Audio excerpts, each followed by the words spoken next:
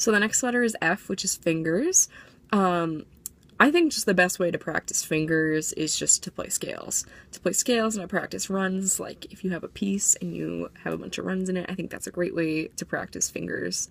I think it's important to practice daily, especially if you're going through trying to figure out where notes are, since that's what's really going to help you. It's going to help you feel where the note is on the instrument. And I think the best way to start off doing this is just to play scales.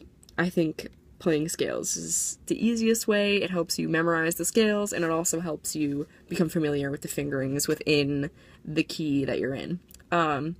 So easy scale to start on. We're just going to start on F. I'm just going to do an F major scale. We'll do 1 octave, but it is helpful to do 2 octaves since it helps you get up in that register, and also sometimes the fingerings tend to change. But for right now, we'll just do 1 octave. And you can slur it. I'm going to slur it just so we don't have to try and do that with this, and then we'll move on to tongue. So we'll just slur the F major scale and focus on your fingerings.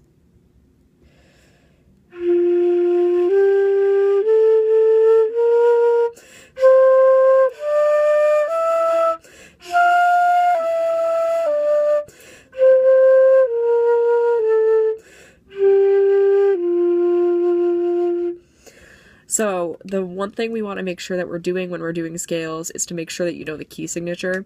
When we're doing F, we want to make sure that we remember that B flat. We don't want to play a B natural.